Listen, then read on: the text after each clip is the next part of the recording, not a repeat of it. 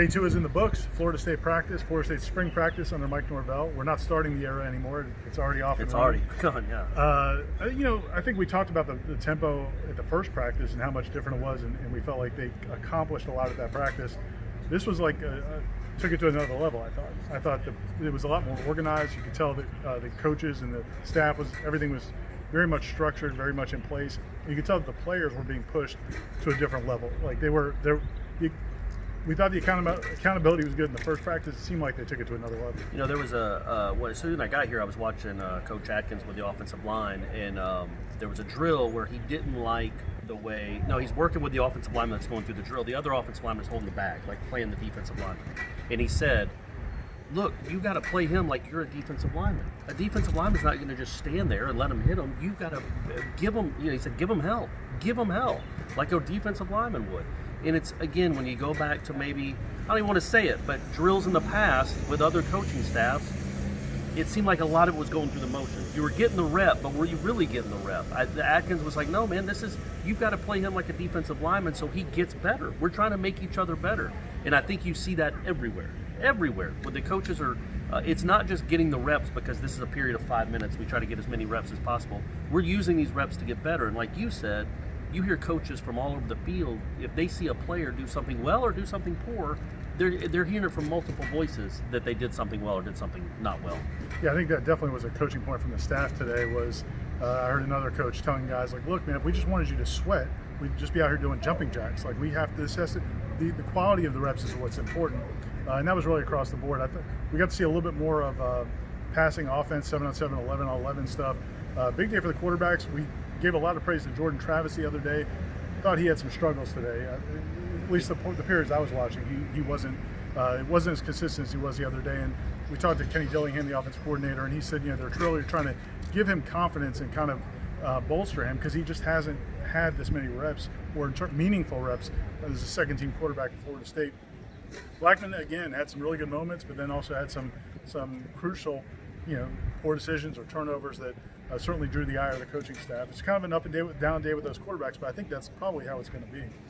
Yeah, no, I didn't think either of those two guys were very good, but I think the defense is well ahead of the offense. I charted it. I think Travis and Blackman and 7-on-7, 11-on-11 might have combined for 4 completions total. Like they just. Meanwhile, Rodemaker had 5 or 6. Now a lot of those were the running backs, but he was finding them.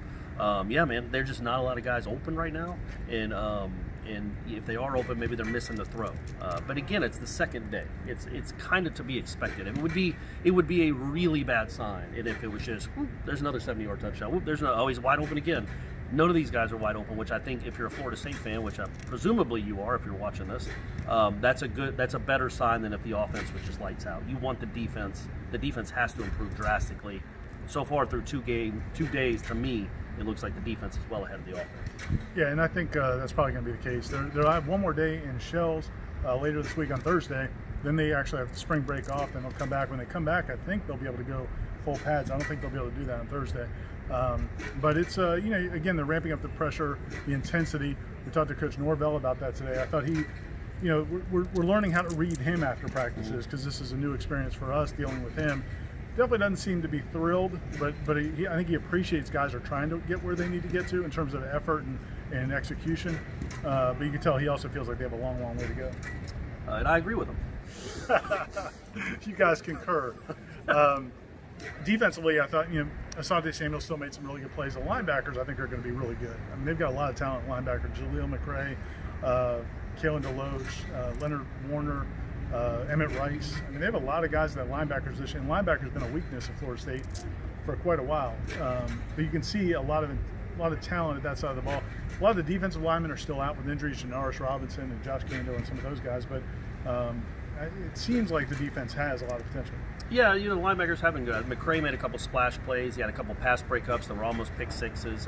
Going back to the secondary, Raymond Woody had 2 interceptions in team drills. Where they weren't the best of throws, but he went and got them. And still, I said it after Saturday's practice. Asante Samuel's been the best player on the field now for 2 straight practices.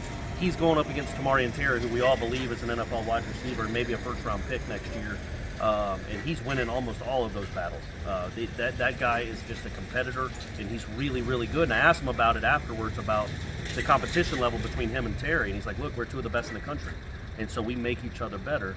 And he is. I mean, it might be an arrogant thing to say, but I feel like Asante Samuel is probably one of the best cornerbacks in the country. I'm glad you mentioned Raymond Woody, because he, a sophomore, has really been impressive. He's had a lot of nice plays. We'll have more coverage at warchant.com. We've got observations. You'll have a story on Jay Sean Corbin. We'll touch on that real quick. We got to talk to Jay Sean Corbin for the first time. Texas A&M transfer running back. Originally committed to Florida State out of high school and ended up following Jimbo Fisher to Texas A&M. Now he's back at Florida State. You guys got to talk to him. Mike Norvell also said he's impressed by what he's seen, although they still don't know if he's going to be eligible this fall. Or, you know, and he's been in a green jersey, so he hasn't really been able to showcase what he can really do because of his hamstring. But yeah, number one, you know, he looks like he belongs. He runs a lot with, he knows what he's doing. Even if he can't go full speed because of the hamstring, he seems to know what he's doing. And the way Norvell talks about him, obviously we haven't gotten to see him at his full potential. And he says, man, he's a quick, and I think he used the word special. He could be a special guy for them. Big dude, too. I mean, he's not in pads, but he's a big dude. And yeah, I think it's going to be interesting to see what he looks like. I don't think he's not going to be full speed at all this spring. I don't think. It doesn't sound like. No, it doesn't. But we'll see in August. But right now, he's getting the reps, man, and that matters.